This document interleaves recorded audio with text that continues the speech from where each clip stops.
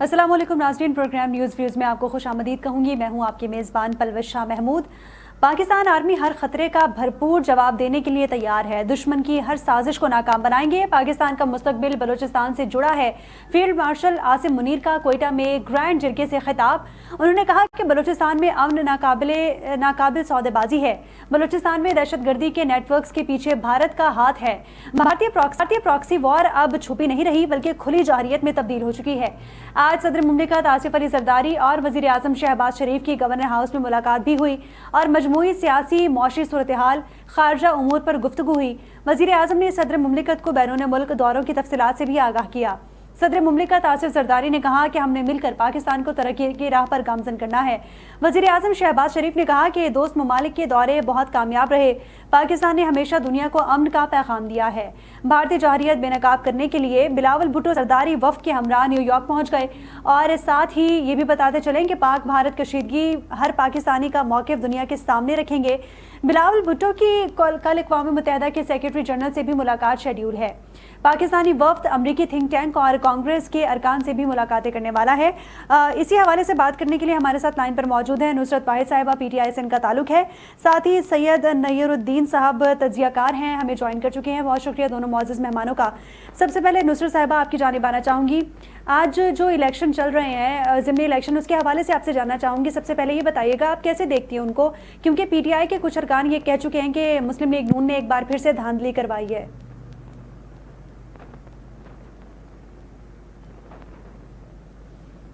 जी अस्सलाम वालेकुम। जी वालेकुम अस्सलाम। जी मैम, बहुत शुक्रिया अपने प्रोग्राम में मुझे जगह देने के लिए। देखें, इलेक्शन तो हो रहा है, नजर भी आ रहा है। कल का जलसा और एक अंदर जलसी भी देखी थी हम लोगों ने, किस तरह हो रहा है सारा कुछ। लेकिन आज जो तकरीबारियां हुई हैं उसमें लोगों को ऑलमोस्ट कत्ल करने तक की नौबत आई हुई है। सोशल मीडिया पे तस्वीरें देख रहे हैं तो ये इलेक्शन तो जाहिर है वो 8 फरवरी जैसे ही होगा। उम्मीद तो हम में से किसी को नहीं है कि फेयर इलेक्शन होगा और फॉर्म 45 पे जीत जाएंगे। फॉर्म 45 पे तो जीते होंगे, लेकिन उसके बाद नेचुरली फॉर्म 47 पे वो लोग जीतेंगे जिन्होंने जीतना है, जिनके लिए सारी सपोर्ट हाजिर है हर एक की। जी तो ये इलेक्शन भी वही 8 फरवरी की एक्सटेंशन है, उसके अलावा तो इसको और कुछ नहीं कहा जा सकता। क्योंकि हमारे लोग जितनी मर्जी जान मान लें, जितना मर्जी लीड आगे ले जाएं, लेकिन होगा वही जो होगा, बस उसके अलावा और क्या हो। जी बस और क्या बोला जा सकता है इस पे। सही। ऐसे तो बहुत किया है, बहुत ज्यादा मेहनत हुई है इन तमाम हालात के बावजूद कि वो उठा के लेके चले जाते हैं उनके कैंप्स, उनकी चीजें जो हो रही होती हैं, लेकिन इससे फर्क नहीं पड़ता। सही। अब जो चीज डिसाइड हो गई है वो डिसाइड हो गई है, उसका कुछ किया नहीं जा सकता। ठीक। नय्यरुद्दीन साहब आपसे जानना चाहूँगी, ये जो आज इलेक्शन हो रहे हैं, तहरीक इंसाफ का मौक़िफ़ तो आप सुन चुके हैं और साथ ही तहरीक इंसाफ के बाकी रहनुमा भी सवालात उठा चुके हैं। इसके साथ साथ पीपल्स पार्टी को भी तहफ़्फ़ुज़ आते हैं इन इलेक्शन पर और मुस्लिम लीग नून सर फहरिस्त है, तो उनके तमाम जो रहनुमा है, अरकान है, वो इस वक्त हमें खुश नज़र आ रहे हैं। आप समझते हैं कि ये जो तहफ़्फ़ुज़ात हैं ये जायज़ हैं दोनों पार्टीज़ के? जो जी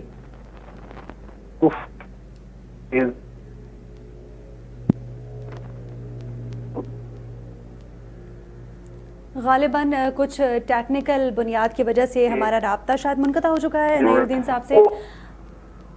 मैं अपनी टेक्निकल टीम को कहूँगी कि एक बार रीडायल कर लें। नुसरत साहिबा आपसे ही आना चाहूँगी, ये जो तमाम तर इलेक्शन का मामला है, उस तमाम तर सूरत हाल पे आप बताइएगा, क्या इलेक्शन को चैलेंज करने का इरादा रखती है PTI?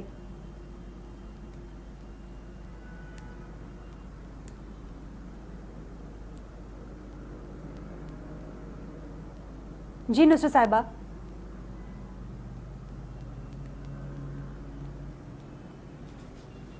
देखिए, मैं आपसे अर्ज कर रही हूँ कि इसमें चैलेंज करने की या इसके अलावा कोई और चीज करने की जरूरत ही नहीं है। सही। हम जो मर्जी कर लेंगे, रिजल्ट वही आएगा जो कि चाहा जा रहा है। जो कि जो सपोर्ट उनको हासिल है नून लीग को, वो जीतेंगे ही जीतेंगे। आप जितने मर्जी हजारों लाखों की आप लीड ले लें। आप, मैं सिर्फ कराची की बात कर सकती हूँ कि मैंने देखा यहाँ पे कैसे हमारे कैंडिडेट्स जीते। 21 से 27 26 MNAs की सीटें दे दी गई पीपल्स पार्टी को और MQM को, क्योंकि हम उनके फेवरेट नहीं थे। जिनके फेवरेट होना चाहिए वो हम फेवरेट नहीं है तो हमें वो नहीं मिलेगी। 65,000, 67,000, 1,13,000 वोट से जीता हुआ आदमी उसको 13,000 दे देते हैं, 1 लाख किसी और को दे देते हैं, तो ये चीज तो चलेगी। अभी तो चूंकि हुकूमत भी उन्हीं की है और जिनके फेवरेट हैं उनके फेवरेट भी अभी तक हैं, तो देखें इसके लिए कोई मतलब आपको कोई बहुत बड़ा साइंसदान होने की जरूरत नहीं है। दीवार पे लिखा हुआ है, नजर आ रहा है, जितनी मर्जी एफर्ट कर ले लोग, इतनी शदीद गर्मी में इतने दिन जो कैंपेन होती रही है, जिस तरह लोगों ने काम किया है, उससे तो फर्क ही नहीं पड़ता। मैं बार बार यही बात कर रही हूँ कि इन तमाम चीजों से जरा सा भी फर्क नहीं पड़ता। जब आप फेवरेट होते हैं किसी के तो आप फेवरेट हैं, बस उसके अलावा कुछ नहीं किया जा सकता।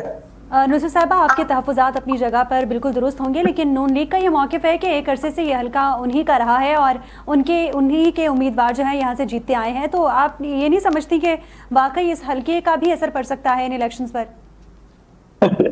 इस तरह से पूरा पंजाब उनका था, पूरा पंजाब उनका था, वो हमेशा इसमें जीतते थे और हमेशा लेते थे ज्यादा से ज्यादा वोट और उसके बाद फिर हुकूमत बनती थी उनकी। लेकिन वक्त बदलता है, इससे फर्क नहीं पड़ता कि उनकी क्या उनके पास था और क्या है, क्योंकि बात यह है कि जिस तरह वेव है पीटीआई की, जिस तरह लोग पसंद करते हैं इमरान खान साहब को और जिस तरह उनको अपना लीडर माना हुआ है, तो उसके बाद ये लोग किसी जमाने में पॉपुलर होंगे तो होंगे, लेकिन अभी भी आपने देखा है कल जो जलसा हुआ है और एक अदर जलसी उसके साथ हुई है, बल्कि जलसी से भी लोग कहते हैं कि कोई एक छोटी चीज हो सकती है तो वो हुई है, तो वो तो सबको नजर आ रहा है। आप ये देखें कि वो लोग जो वहां गए हुए थे, उनके मैं इंटरव्यू सोशल मीडिया पे देख रही थी कि हम तो नवाज शरीफ की मोहब्बत में आए हैं, मरीम नवाज की मोहब्बत में यहाँ पे आए हैं।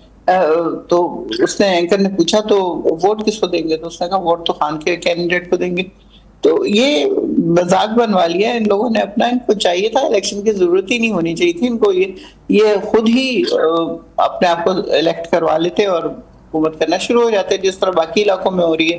तो खामखा का इतना बोझ लोगों के ऊपर डालना और इतनी गर्मी में पता नहीं कितना नुकसान हुआ होगा, क्या क्या कुछ हुआ होगा, तो ये नॉट फेयर एट ऑल कि वो बस ठीक है वो कर रहे हैं करते हैं, फर्क नहीं पड़ता। तो इसमें आप मुदाखलत किसकी देखती हैं, अमल दखल किसका देखती हैं? आप फेडरल की इन्वॉल्वमेंट देख रही हैं इसमें या मरीम नवाज की इन्वॉल्वमेंट, मुस्लिम लीग नून ओवरऑल क्या समझती हैं कि किसकी इन्वॉल्वमेंट है इस तमाम सूरत हाल में?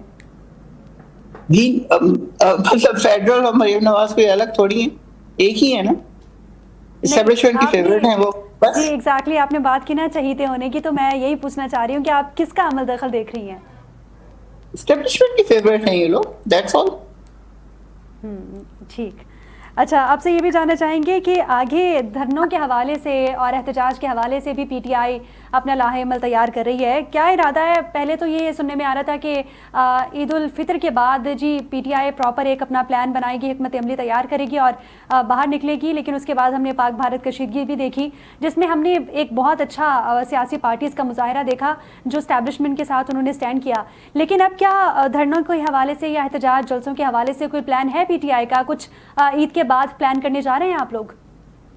देखिए अभी तो फिलहाल यही हो रहा है कि ये होगा, प्रोटेस्ट होगा, लेकिन चूंकि मौसम बहुत शदीद खराब है, मोस्ट प्रोबेबली इसका थोड़ा सा इंतजार किया जाएगा कि गर्मी बहुत ज्यादा है, 48 तक टेम्परेचर पहुंच जाता है, ऑलमोस्ट 50 फॉरनाइट, तो वो बहुत ज्यादा नुकसानदेह हो सकता है लोगों के लिए। और खान साहब बिल्कुल नहीं चाहेंगे कि मेरी आवाम को इस किस्म की तकलीफ हो।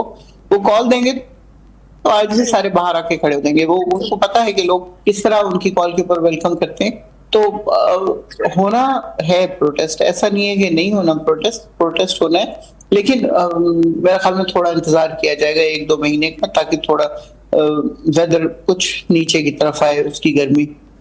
अभी तो खड़े खड़े बेहोश हो जाते हैं, आपको पता ही है, बीबी बेचारी वहां जेल में बेहोश हो गई, उनके 10 घंटे से ज्यादा उनके पास बिजली नहीं थी, और वो जिस तरह इस्लामिक पर्दा करती है उसमें तो सांस लेना भी बहुत ज्यादा मुश्किल होता होगा उनको, तो उसमें जब लाइट नहीं थी तो वो आखिरकार वो बेहोश हो गई। तो ये इस किस्म का रिस्क नहीं लिया जा सकता, क्योंकि बहुत सारी खवातीन और भी होती हैं जो इस टाइप के पर्दे करती हैं, वो तो खैर जेल में है बेचारी, लेकिन बाकी लोग तो बाहर हैं, वो भी बहुत इस टाइप के पर्दे वो लोग कर रही होती हैं। और वैसे भी गर्मी की जो शिद्दत है, सूरज जिस तरह चमक रहा है आजकल, वो बहुत ज्यादा परेशान कौन है वो चीज। बिल्कुल ठीक कह रही हैं, बिल्कुल ठीक कह रही हैं।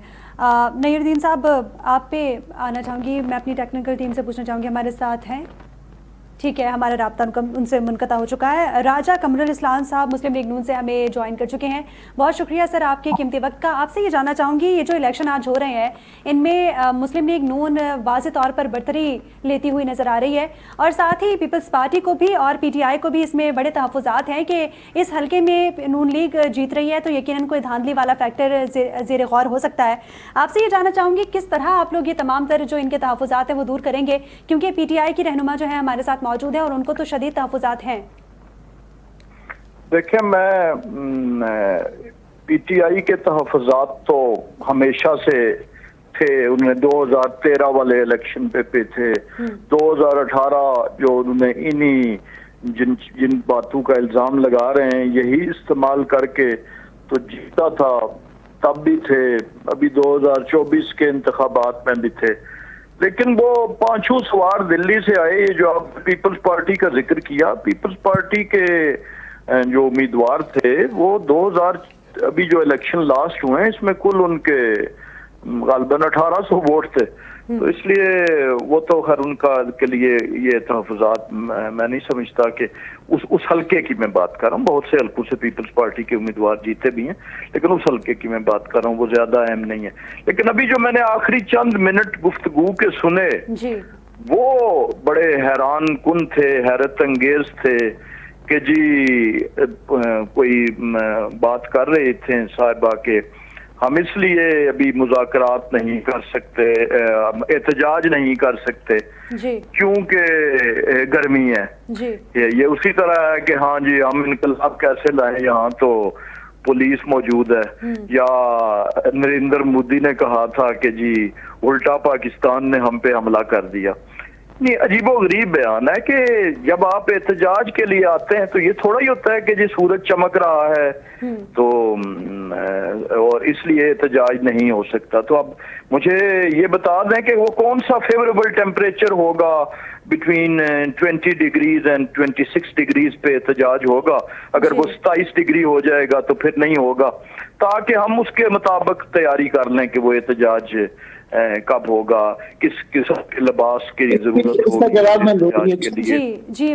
तो ये मैंने क्योंकि चंद जुमले सुने, मैं मुझे अगर आप लेते लाइन में तो मैं पूरी बात सुनता, तो अगर इफ आई एम रॉन्ग मैं आई एम सॉरी, लेकिन जो कुछ मैंने सुना इस्लाम साहब आप साथ ही रहे, मैं जरा जवाब ले लेती हूँ नुसरत साहिबा से। नुसरत साहिबा, इसी तरह बात आपने की मौसम के हवाले से कि बड़ा गर्म है और राजा साहब भी यही बात कर रहे हैं, तो ये फैसले कौन करता है मौसम को देखते हुए? मौसम के साथ साथ मजीद भी कुछ फैक्टर्स होंगे जिनको देखते हुए ये फैसले करने होते हैं। फैसले कौन करता है कि जी मौसम जब अच्छा होगा तभी हमने एहतजाज करना है? ये जो भाई साहब हैं जो भी नून लीग के हैं, ये जो फरमा रहे थे कि मौसम 20 से 26 तक का होगा तो हम करेंगे, मुझे बताइए जब हम 26 नवंबर को आए थे वहां पे, तो क्या इस ख्याल से आए थे कि हमारे ही जो पुलिस वाले हैं और फौज है या जो भी हैं वो सब इस तरह सरों में गोलियां मारेंगे? हम तो उस वक्त भी आके तैयार खड़े थे, और आज भी मैं बार बार यही बात कर रही हूँ, ये मेरा ओपिनियन है, खान साहब का नहीं है या हमारी पार्टी का वो नहीं है। मैं ये कह रही हूँ कि चूंकि बीबी साहिबा बेहोश हो गई वहां पे, उसके अलावा जो बाकी लोग हैं बाहर धूप में होंगे, वो खुदा न खास्ता उनके साथ कुछ हो जाए तो उसका शायद ख्याल रखा जाएगा। मैंने ये बिल्कुल नहीं कहा कि मैं कह रही हूँ ये इस तरह होगा तो इस तरह होगा, बिल्कुल नहीं। जब अगर वो कॉल देंगे खान साहब, तो वो पहले भी मैंने ये बात की, अभी भी ये बात कर रही हूँ कि जब अगर खान साहब कॉल देंगे तो लोग बिल्कुल ये नहीं देखेंगे कि गर्मी है कि सर्दी है कि क्या है, वो फौरन बाहर निकलेंगे और उनकी कॉल पे लब्बैक कहेंगे। मैं उन लोगों में से नहीं हूँ कि जो अपनी बात के तौर पे मैं कर रही हूँ, क्योंकि मैं खुद एक खातून हूँ, मुझे पता है कि कितनी गर्मी बाहर है और किस तरह कराची के हालात को देख लें किस तरह होता है। और मतलब इनका ख्याल ये है कि वो हमारे लोग बहुत नाजुक हैं। वो जो बेचारे जिन कुछ लड़कों के हाथों में गुलेल थे और कुछ के हाथों में चने थे, वो आके जब उस पे बैठे हैं डी चौक पे, और किस तरह उनको टारगेट करके निशाना बना के 14 साल के 18 साल के बच्चों को गोलियां मारी गई हैं उनके सरों में, और फिर उसके बाद अगले दिन मजाक उड़ाया गया है कि देखा किस तरह भागे। जब दुश्मन गोली मारता है ना तो उसका डट के मुकाबला किया जाता है, जब अपने गोली मारते हैं तो फिर इंसान पीछे की तरफ ही जाएगा कि ये क्या हो रहा है। लोगों को यकीन ही नहीं आ रहा था, सब वहां समझ रहे थे कि रबर बुलेट्स मारी जा रही हैं, लेकिन जब देखा बच्चों को गिरते हुए और इस तरह, तो वो लेके मोटरसाइकिल में भागे और मुख्तलिफ हॉस्पिटल्स में, और जब वहां गए तो उनको हॉस्पिटल बंद मिले किसी को उनको अंदर आने नहीं दे रहा था। सही। तो ये लोग किस किस्म की बातें कर रहे हैं कि ये समझते हैं ये बहुत हमदर्द और मोहब्बत करने वाले लोग हैं अपने लोगों से, जो उन्होंने महंगाई वहां पे पहुंचा दी है कि किसी की स्टार से बाहर हो गई है। छोटी छोटी चीजें, पहले गंदम खराब की, फिर गन्ने का फसल खराब की, फिर गंदम खराब की, अब जी। इस वक्त जो भुट्टा है उसकी फसल तबाह बर्बाद हो रही है। ये हमदर्द लोग हैं पाकिस्तान के। ये इस तरह इसको खत्म करेंगे कि जरिए इलाका ना रहे यहाँ पे, और यहाँ पे वही इमारतों के कंक्रीट सारी बन जाए सब कुछ, और उसके बाद जो मरता है मर जाए, उससे क्या फर्क पड़ता है, इन लोगों को क्या फर्क पड़ता है। सही। राजा साहब, आपकी जाने आना चाहूंगी, आपने गुफ्तगू सुनी नुसरत साहिबा की। पहले मुझे रिस्पॉन्ड करने दें। देखिए, मैंने तो कुछ नहीं कहा, मैंने तो सिर्फ इतना सवाल किया कि हमें वो दर्जा हरारत बता दें कि इतना मेरी अब बात पूरी होने दें जी। ये कोई तरीका नहीं है, मैंने आपकी बातें को खामोशी से सुनी है, तो कम से कम हौसला पैदा करें। लेते हैं, पहले राजा साहब की बात कंप्लीट होने दें जी। बात सुनने का हौसला पैदा करें, और ये तो कोई तरीका नहीं है कि आप बीच में खातून होने का नाजायज फायदा ना उठाए ना जी। प्लीज सर, तो मैंने ये गुजारिश कर रहा था, मैं ये गुजारिश कर रहा था कि ये अभी वहां से मौसम से लाशों पे आ गई जी। तो मतलब मैंने तो मौसम के जो आखिरी जुमले सुने उसमें एक सवाल किया कि बता दें कि अभी कराची में तो गर्मी कोई नहीं है। जिस कराची की गर्मी का ये जिक्र कर रहे हैं वो पंजाब में तो बड़ी शदीद गर्मी है। तो इसका मतलब ये हुआ कि कराची के लिए तो बड़े टेम्परेट मौसम की जरूरत होगी, तो हम उसके मुताबिक फिर कुछ मजीद अगर कोई इस्लामाबाद में सहूलियात का तकाजा करें, कोई ऐसी चीजें हो जाएं, कोई साहिबान हो जाए, कोई लिहाफ हो जाएं जब वो अपना एहतजाज के लिए आएंगे, या कोई एडिशनल ऑक्सीजन का बंदोबस्त हो जाए जो कि हब्स का मौसम भी होगा।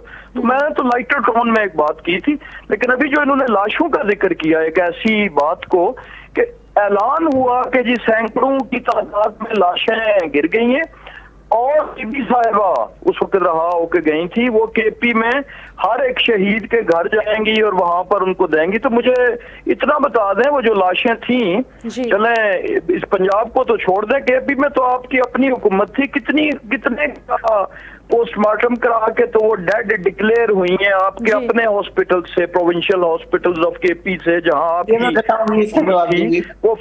वो उनका फिक्र दे दें कि वो वहां तो अस्पताल भी अपने थे, बंद नहीं थे, जो आप लेके गए। बड़े बड़े वो जो है वो झंडू वाली जनाजों की तस्वीरें तो दी, तो एक भी कोई फिगर बता दें। देखें, हर चीज का झूठ के तो पाँव नहीं होते।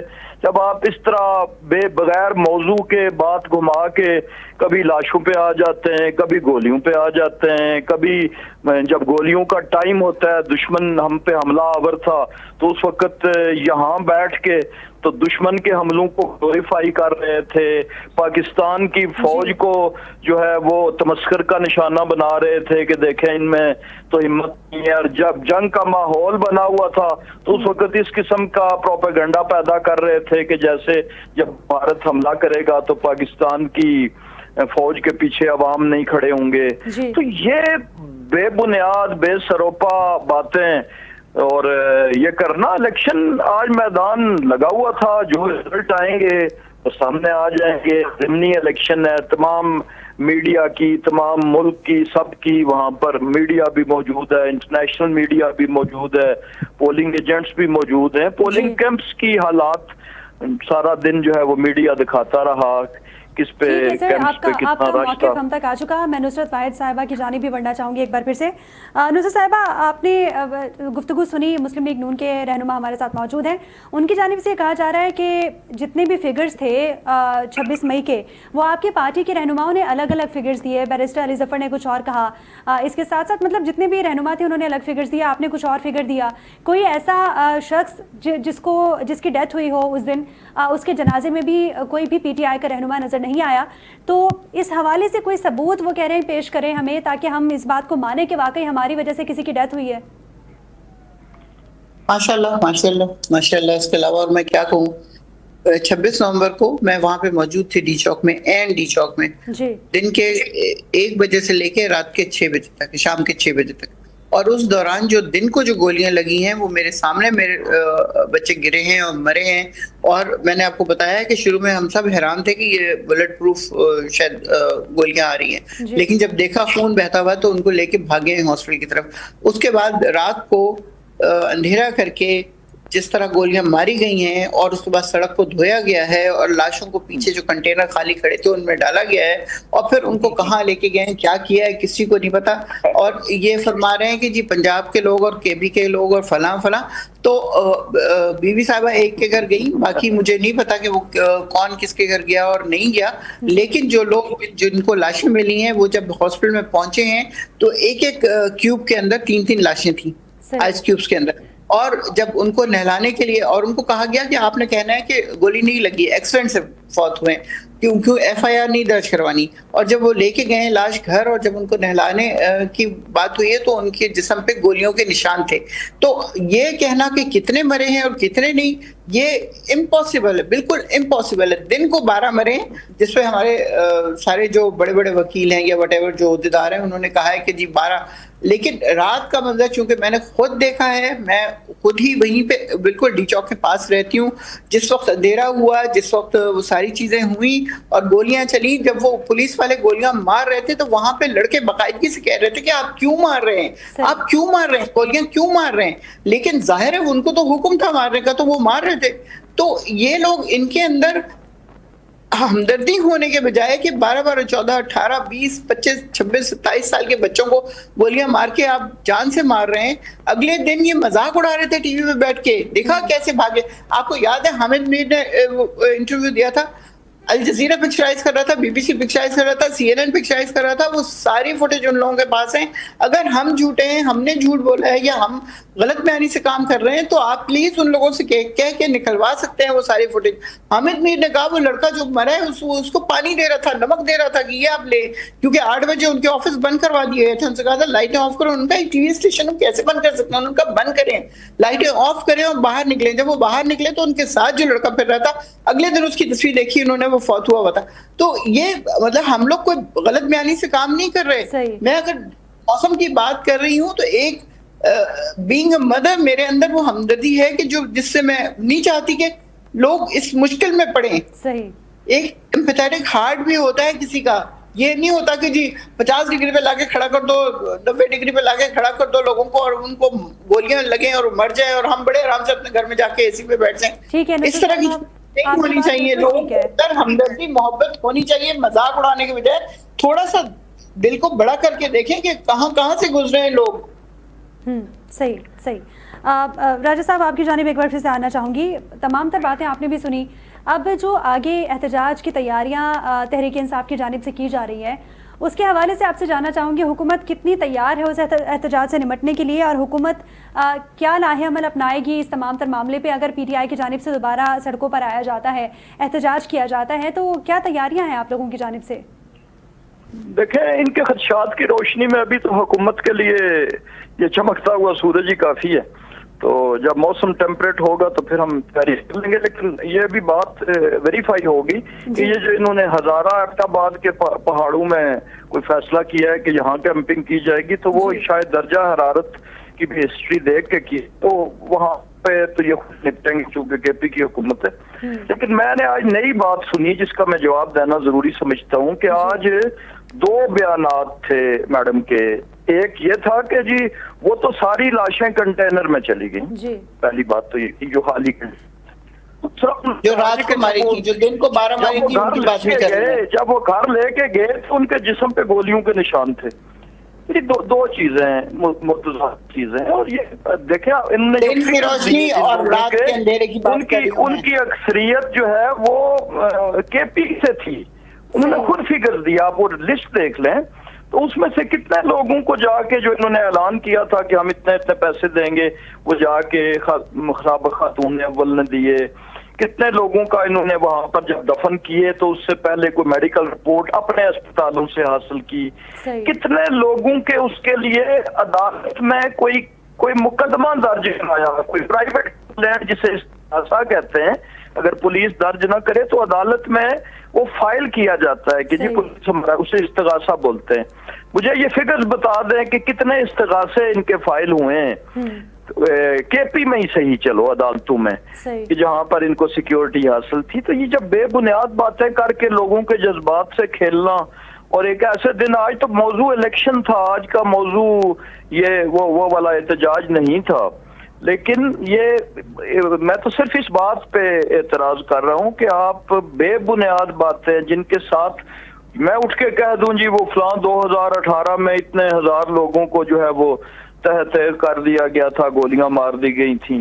अब दिन के साथ साथ अब दिन की भी लाशें, पहले तो सारी रात की वो वाकया था जितना आप देखें, अब वो मीडिया सारा खंगाल लें, अब इन्होंने आज कोई दिन की भी निकाल दी है कि दिन की दर्जन भर तो दिन को लोग मारे गए थे और फिर रात को का तो कोई हिसाब नहीं था।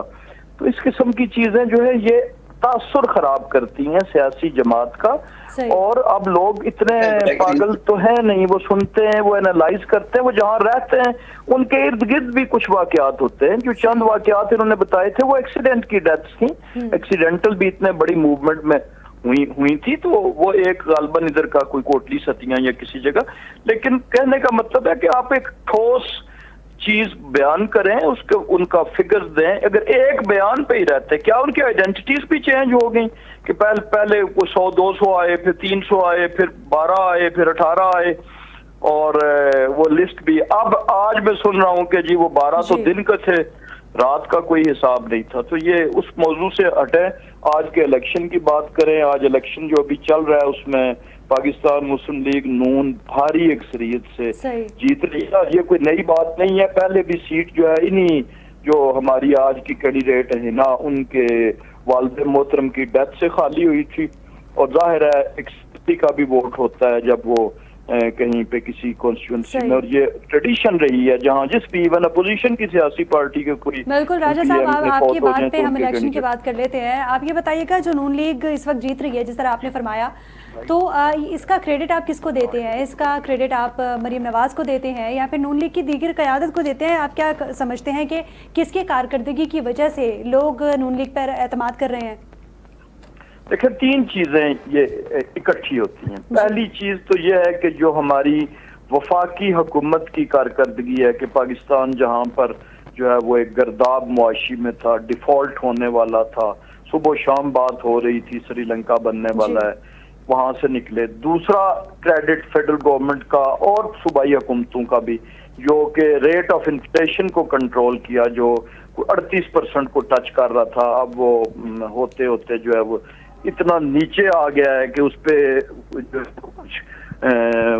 जो मुआशी अदारे हैं उनको तफक्कुर है कि जी ये कम से कम कोई 4-5% के लगभग जो है वो इंटरनेशनल स्टैंडर्ड है, उस पे रहना चाहिए रेट ऑफ इन्फ्लेशन।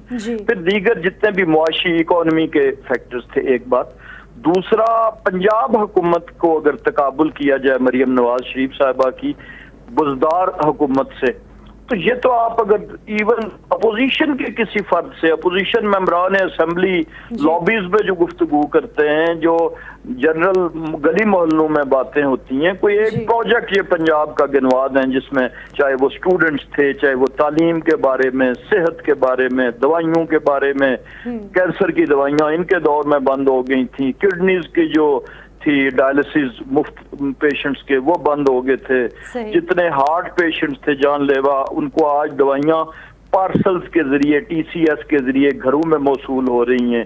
आप किसानों की स्ट्रेटजीज देख लें, इस वक्त जो उनको लोन्स मिल रहे हैं, वो लाइव स्टॉक वाले जो फार्मर्स हैं उनके लिए देख लें, कोई शोबा ऐसा नहीं है जो इस वक्त रिफॉर्म्स नहीं हो रही। तो ये सारी चीजें मिलके इन्होंने उसके साथ कपल्ड विद जो इनका नेगेटिविटी थी बुनियादी तौर पर कि हर बात में मैं ना मानूं कि जो उसने लोगों के 14 तबक रोशन किए हैं। लोगों को ये अकल आई है बार बार देख के, पहले एक दफा आदमी बिलीव कर लेता है वोटर, सेकंड टाइम भी उस झूठ को हजम कर लेता है, लेकिन जब वो 3-4 दफा होता है तो फिर वो। साहिबा की जानिब बढ़ूंगी।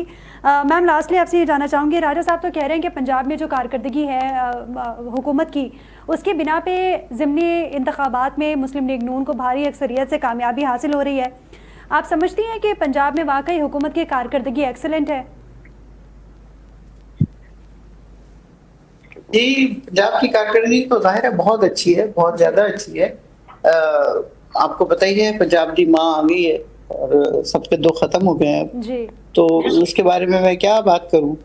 कोई बात की नहीं जा सकती क्योंकि वो बहुत ज़्यादा ख़्याल रख रही हैं। उनकी अपनी गाड़ी के टायर पंचर हो जाएँ तो 3 साढ़े 3 करोड़ के सिर्फ़ टायर बदले जाते हैं, हेलीकॉप्टर चेंज होता है और पता नहीं क्या-क्या कुछ होता है। तो ये बस ठीक है। ये इसको चलने दें, देखिए कितने दिन चलती है ये सारा प्रोसेस। तभी तो अल्लाह को तरस आएगा पाकिस्तान के ऊपर, पाकिस्तानियों के ऊपर।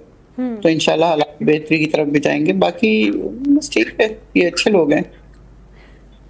ठीक क्या है, कहा बहुत जाए। शुक्रिया नुसरत वाहिद साहिबा और राजा कमरुल इस्लाम साहब, आप दोनों मोअज़्ज़ज़ मेहमानों ने अपना कीमती वक्त दिया, आप दोनों का बहुत शुक्रिया।